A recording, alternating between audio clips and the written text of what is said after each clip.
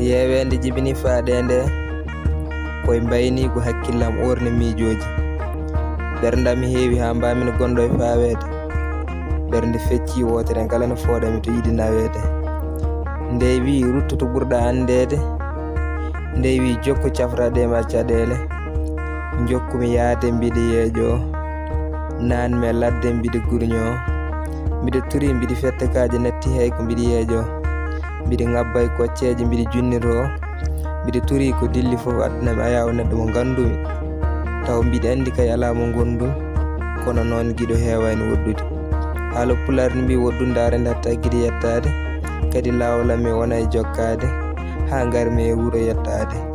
On galle mo gadimi jippade, mi dañani ɗon hay wottade. Ndege ko nanannomi e yaadu ko mi fuɗɗima ɗum heftade, bewre fuɗɗima sortade, gandumi ɗanngal ko ma wonda tinnade.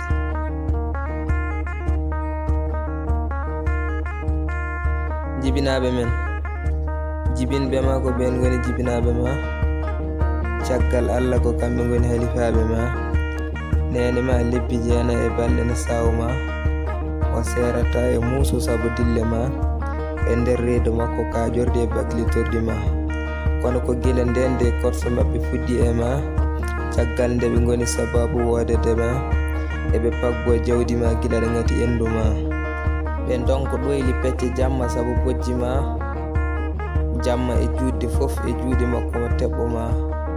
Haw watta ngogde ɗum fof omo yajma, ɗum fof de ko beele newo ɗoygol ma. Ñawaɓe cofruma kaydaɓe ñammin ma, nde potata wawde haaldaɓe tuya nanda sawto ma. Hay sa waɗi bone ɓe jettanma, ɗum fof de ko ngam suurde ayibbaji e jikkuji ma. Jamma e ñalawma ɓe pijamma ɓe jalamma, ɗum fof de ko ngam deñude hakkille ma e dewre ɗewrewi fof haɗani mo rewni ma.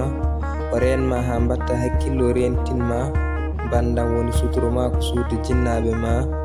Gila ɗo woni suka a nafata hoore ma, ɓe nafoma beele naftiya janggo ma, wadde sa watti nafdine hani ɓe naftoro ma.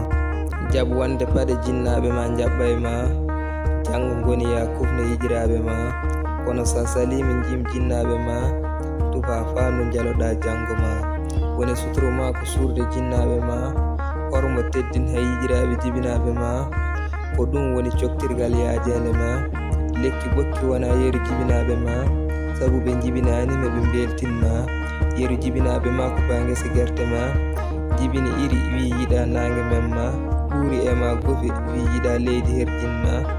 Ko noon jinnaɓe ma cuurduma, yaafno nene kam e baba ma, beele taƴa barke towa martaɓe ma. ɗum noon